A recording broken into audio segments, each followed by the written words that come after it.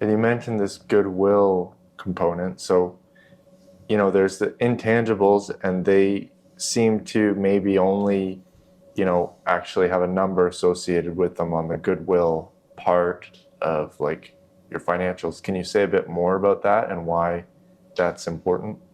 Yeah, so you're building up a client list, and getting your invoices out on time goes back to the accounting.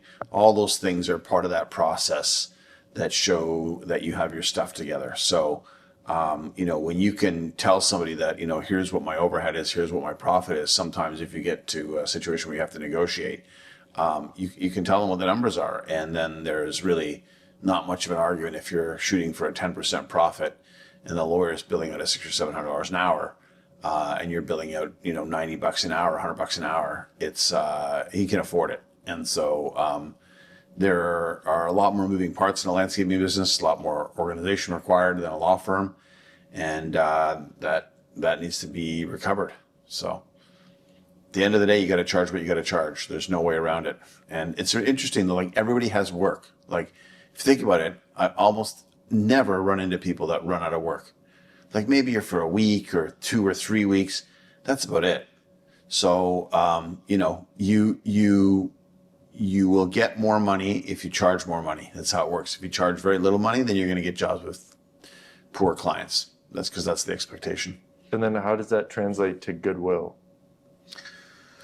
Well, you're making more profit, and that ends up hopefully being money to pay yourself back at the beginning of shareholders' loan, probably to start the business, which is tax free, and it is also building your equity in the business so that your cash position is stronger, or you can pay debt down faster so that your profits are higher, which translates into a better cash position on your balance sheet.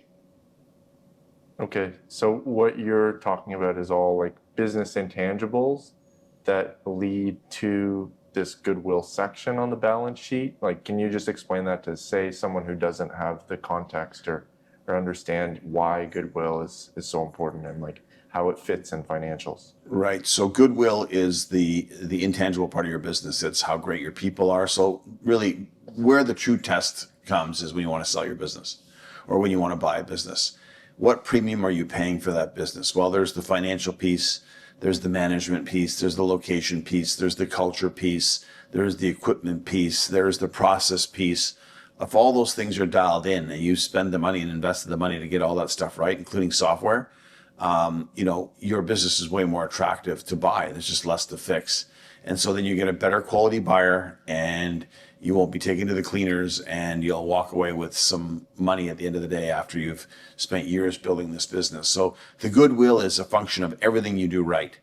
And what you do wrong takes away from your goodwill. So it's not just that you're profitable, it's that your balance sheet is strong. It looks like you've got a safe company. It's very well managed. And that's all part of, it starts with financial management. And pretty much I haven't seen a company that has great financial management and messy operations. It's usually, when that foundational cylinder of the business is running well, then the rest of the cylinders are firing beautifully as well. Mm-hmm. Plus you can do budgeting. You can now forecast what you need to spend to control your expenses and your costs. And what's it like if you don't have the finances together? You're guessing. It's just a guessing game. You never can plan. Like, your planning is out the window. It means nothing. You're just shooting from the hip. Once you get control of the money, you'll know what to spend on and when to spend it. That's the beauty of financial management.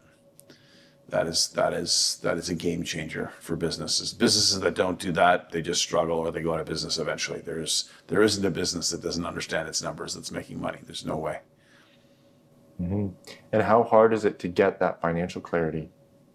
So it is complex, only because there's so many different synonyms, and the accountants like to make things complicated. But the fact of the matter is very simple.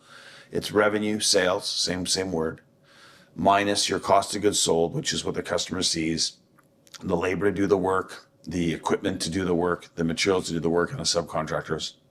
Then you end up with a gross profit.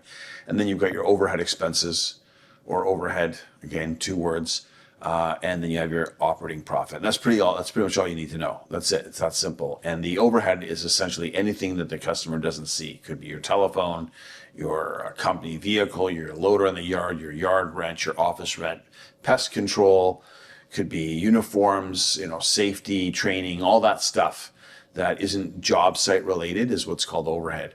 And so you'll get control over your overhead, and then you'll start making investments instead of just thinking of everything as an expense. So, how do I spend money and get more money as a function of spending the money?